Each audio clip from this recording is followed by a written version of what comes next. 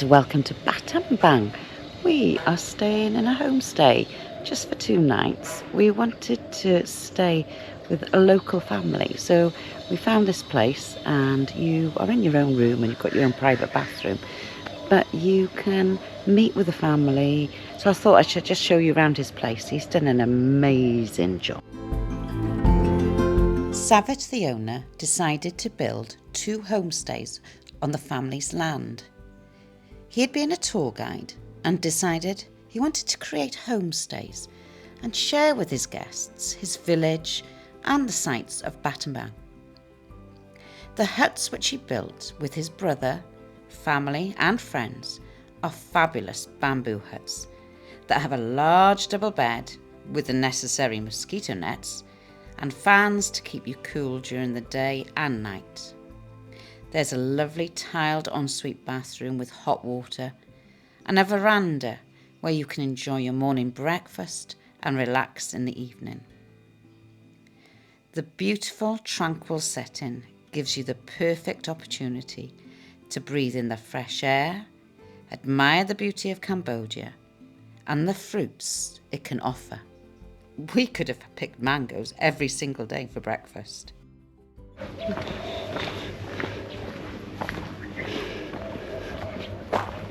Okay. I will sit here with you. My brother will be a driver. Your brother? Oh wow. Yes. Oh, it's a family outing. Okay. So instead of going that, we're going in this today. Oh, we've got more water as well. Yeah, water. Oh. So where are we going to now? Now we're going to explore village life around my village. Right.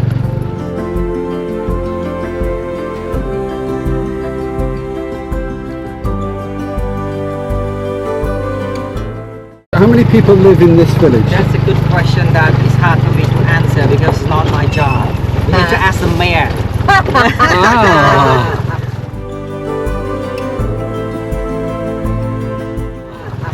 We go to meet the mayor on the way. Oh, But I can say thousands of people. wow. Yeah. And the name of the village? Odambang. That is Yes, the name of the village. the name of my homestay too. So Odambang Village Homestay. So this is the name of my village. Right.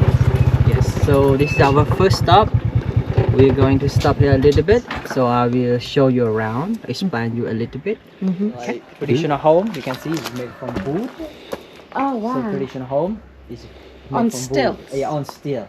And this is bricks. So nowadays the people make from bricks because why? It's cheaper. Then wood. Cheaper? Yeah, wood is more expensive now. But I mean, in the past, traditional home made from wood, and nowadays, most people make from bricks. For example, the family wanted to build a house in the past. They did not pay the money to the builders, so they just ask the neighbors to help. Yeah. Right. So the community would Yes, help. yes, they have a charter, and if someone wanted to build a house, they can ask the family from here to help. In Cambodia, most of the men know how to make a house. They said, if you are a real man, you know how to do a house work, like to build a house, to do farming. Yeah.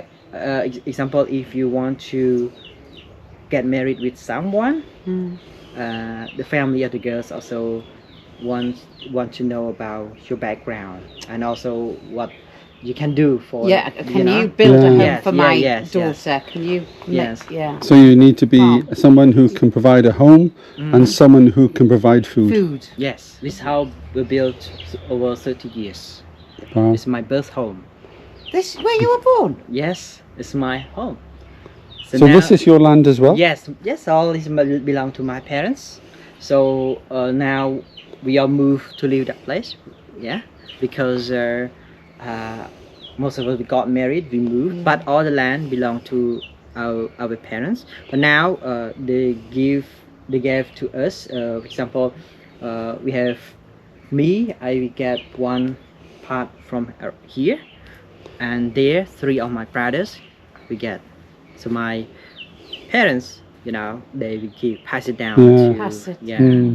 So this was where you yeah, grew so up. I was born here. I have been living here for my whole life, but I just moved to leave the place where we just got married. We moved. So how many years did you say? Since I was born, I'm now 35 years old. You've done So that since I 35. was born, I saw it. But this house was built by, like I said, by our neighbors. So during the time, my family just asked our neighbors to help to build it. But we just made food only food for them to eat, but not money. Because Right, this is yes, like yeah. tradition in the past. But nowadays just it's help changing. each other. Nowadays, if you want to build something, you had to pay for the pay. builders. We continued our journey around the village where Savet had grown up. The tracks and trails were dusty and narrow, and we were surprised to see that even trucks passed through these tiny lanes. We were amazed how many lanes we went up and down, and we were really grateful that we weren't going to be dropped off anywhere and told to find our way back. It was such a maze of intricate tracks. I think we'd have been lost for days. We felt very privileged to be sat with a local who shared so much with us about his upbringing and his life in the village, first as a small boy and then a young man. People you but normally they're wild tree. See when some people like they want to make pillow, so like Oh, this. wow. Then you can put in the pillow to make pillow soft. Our journey took us past a community building where the mayor could be found during the day. Unfortunately for us, the day had ended and it was dusk, so the building was closed up. I'm sure the mayor was relaxing somewhere after his busy day. We continued through the narrow lanes and came upon the village pagoda. Here we could explore the buildings and the intricate details of the monuments. The monks who live in small houses beside the pagoda take care of it daily, make sure the area is kept clean. You can make offerings to the monks if you wish, or to the statues. It is very much the focal point of any village and is a place of peace and tranquility. We are at a pagoda. These are everywhere. We've passed lots of them today. And you did say, Mike, I think it's like a cemetery. And we found out today they are. So this one here, it's like a tomb. And rich families have them built. And they put the ashes in from their families, don't they? Yeah. Really interesting. Loving this exploration of this village and seeing this pagoda and these fabulous little... Hello. The locals are so friendly. We loved the village tour. This was true Cambodia. It was back for a local meal and an early night. We were off shopping the next day.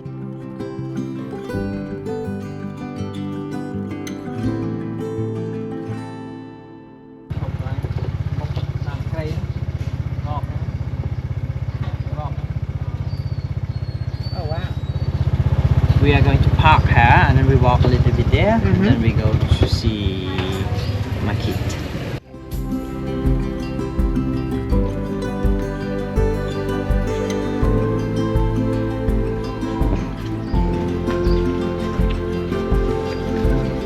Savet was taking us to the local market. The market is held every morning from dawn and you'll find it full of the locals buying fresh goods for the day. Unlike me, where I usually do a weekly shop, these people do a daily shop and they visit the market for fresh foods every day. As many of the homes don't have fridges or freezers, and with the hot temperatures, the food would easily go off. The colours and smells were vibrant, and Savet shared with us all that we could see, especially if we were unsure of some of the delicacies that were on offer. The market is usually in sections: fruit and veg, meats, fish, and some of the produce was still alive. It was a great experience exploring and observing how the locals sell and buy and what they had to offer. If you were shopping in this market, what would you buy from here?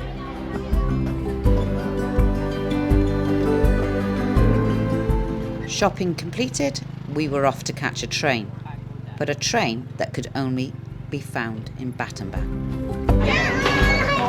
So this bamboo train is the way in which villagers used to go back and forth their own village.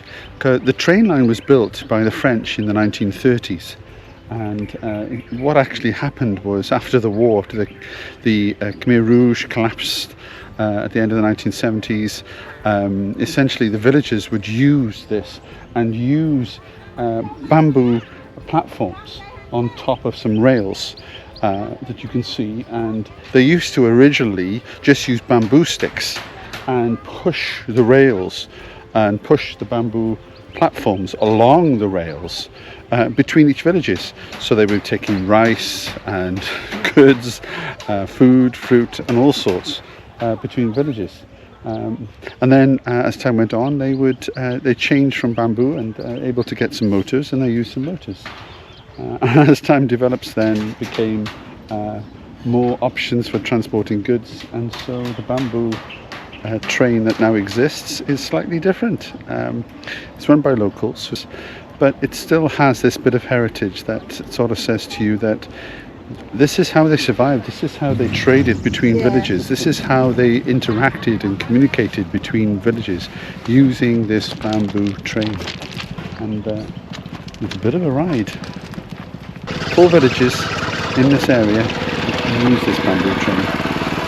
But there are certain laws, actually, sort of given laws, because what has happened is that we've just travelled between 2 villages, and you'll have people coming back and forth. And the idea, the law is that the heavier carriage has right of way. So our carriage, we were the lightest, so we had to move and literally pick it up, put it to one side, and the heavy carriage carries on and we get back on the track. And that was the law for what happened between the villages here in Battambang.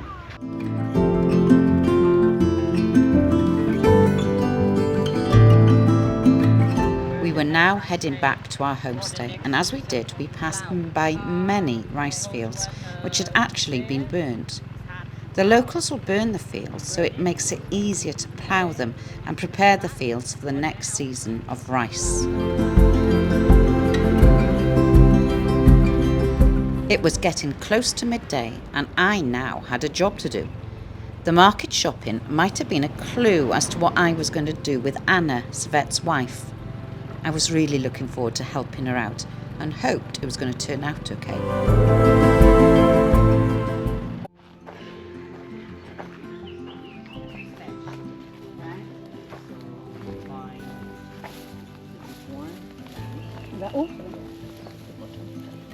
Right there? Yes. Right. Wow. Every country we visit, we like to cook a local dish for our YouTube followers, and normally we've been camping. This cooking experience was going to be a little different. I wasn't having to shop or cook on my own. I had the privilege of cooking a local Cambodian dish with Anna. However, my first job was with Savet. We spent time going around the garden collecting the herbs we would need to make the dish.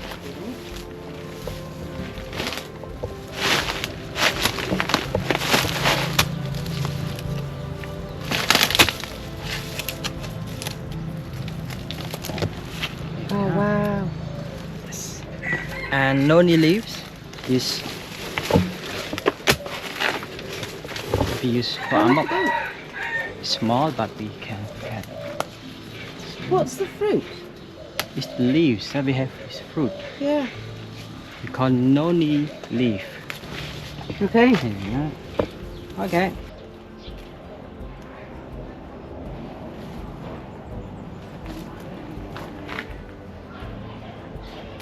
Okay. Enough. Okay. Wow. And then we have turmeric. Turmeric we have already. Right. Hey, hello. You're sous chef. How far do you go up? Keep going. All the end? Yeah. Oh, wow. So we bought a snake head fish. Oh, wow. Snakehead fish. Yeah, we call snake head fish Okay. because it's like a snake head. The fish like a snake head. It's not a Okay. snake then. It's not a snake. We call snake head fish. Good. Put that in there. Yeah. Ooh. Not missed you on that.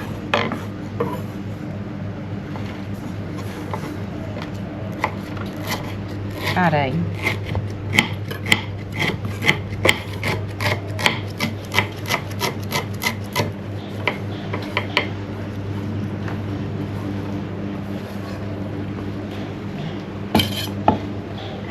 Oh, well, that would have been sensible.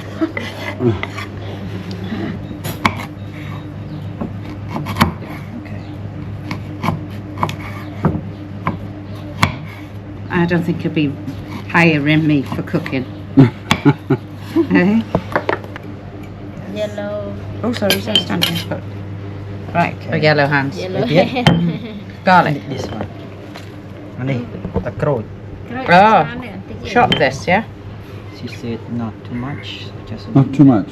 Yes, this one. Oh, I love the smell. It's quite pine freshy. Yeah.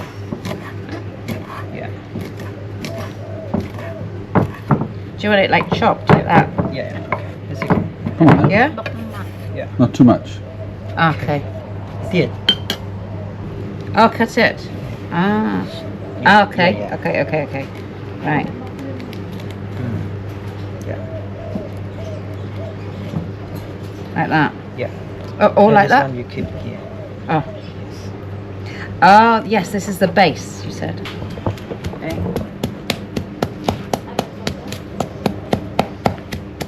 Oh, what's that? Salt. Salt. Tí nha. In Khmer we call this krương. It's the main ingredients for cooking.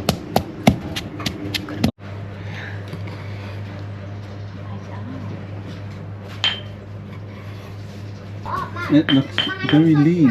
It feels really nice fish. Obviously cleaned incredibly well. Yeah.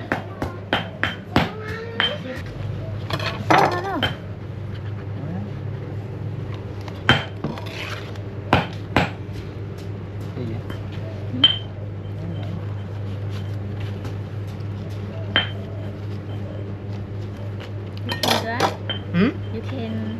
I'm watching.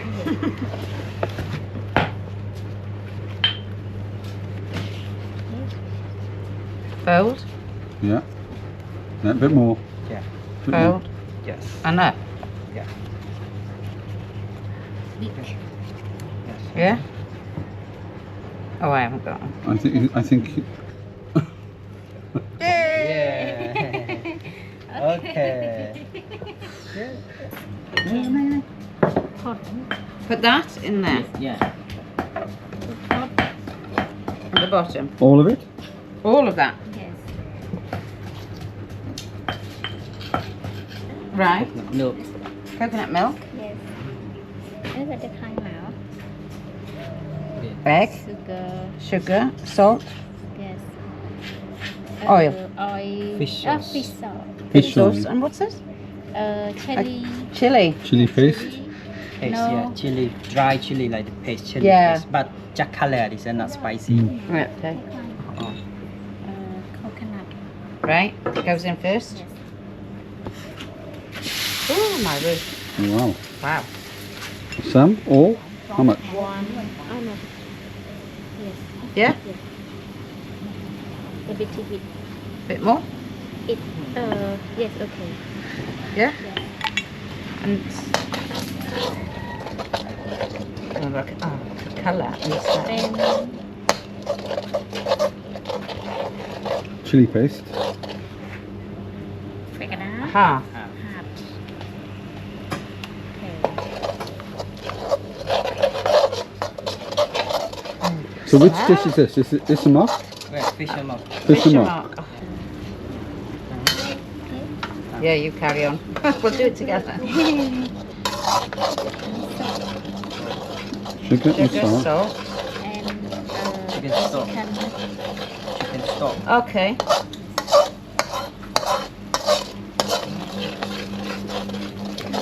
And so, I guess Right, fish sauce. fish sauce. Fish sauce. smells. Beautiful.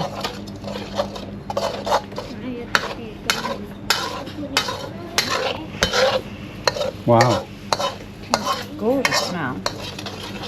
Oh, Roasted.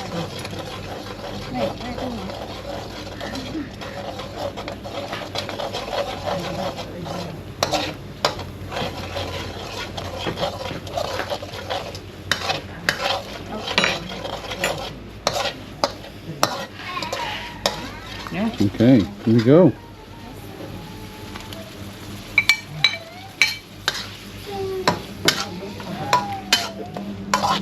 Make sure it's all covered, yeah?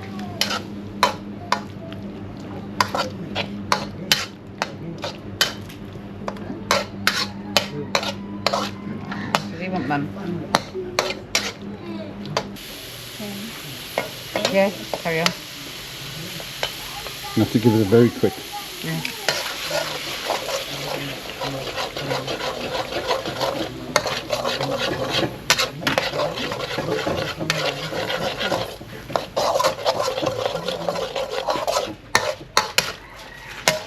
It's okay. Okay. Oh, in there. Yeah. And how long do you steam it for? កន្លះម៉ោងហ៎ 15 នាទី 15 minutes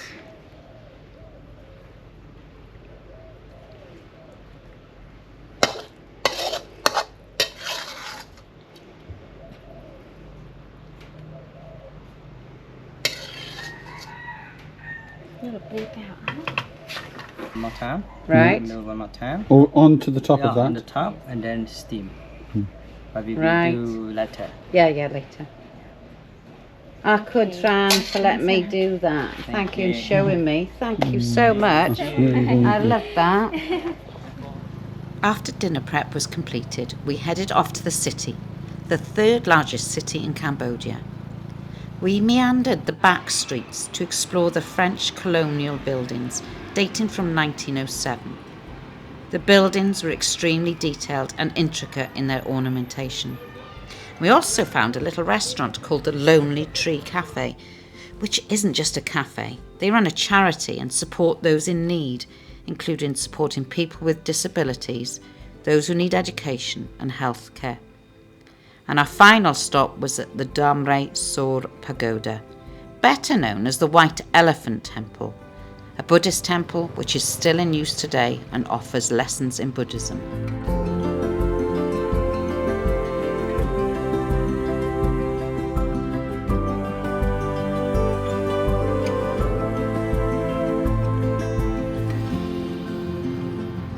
To end the day, we had a hike to do, a cave to visit, and some bats to see. And as we made our way, we could stop for a snack if we wished. Barbecue rat, a local delicacy that we did decline as we had just eaten. As we neared our destination, we could see the large stone face of limestone and the temple Sampeau.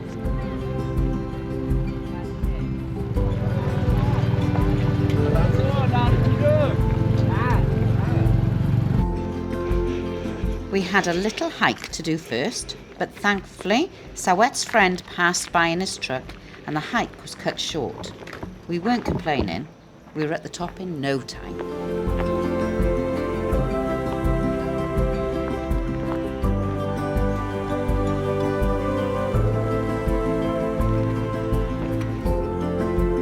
The views at the top were breathtaking and we could see for miles.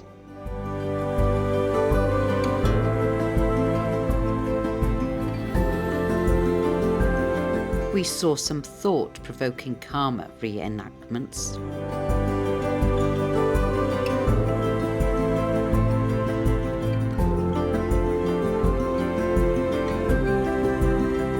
The most sombre visit on this hill was actually the walk to the Killing Cave.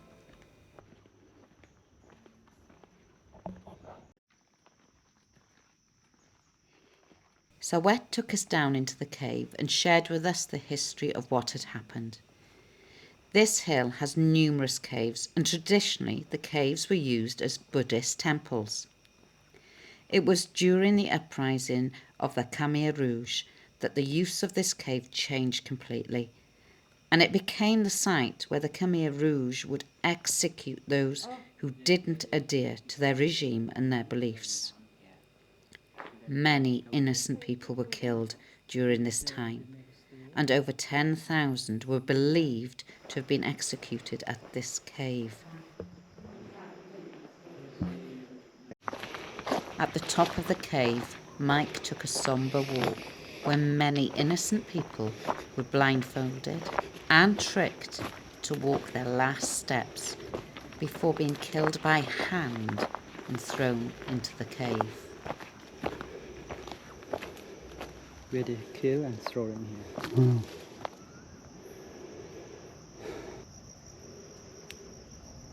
They would have killed them first? Yeah, they kill them first and throw them. So all the bodies would go there? Yeah.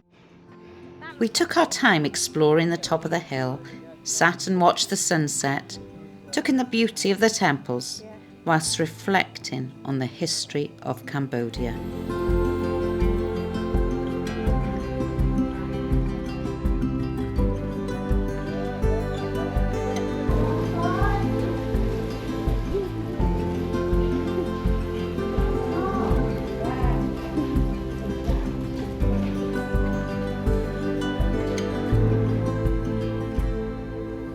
Our day out finished with over 1 million bats flying from a cave. Yes, you heard right. The Asian wrinkle-lipped, free-tailed bats leave the cave at dusk and fly to feed for the night before they return back to their cave. This happens every day. It was a sight to behold. This is fish hammock, fried chicken with vegetables, and this beef lok. The food was delicious. Thank you so much, Savet and Anna, for your warm welcome, for sharing your home, your knowledge, and making us feel so at home with your family. It was a truly wonderful stay that has made a real lasting memory for us. Hope you have enjoyed spending time with us and Savet and his family. Please like and subscribe, and we'll see you next time.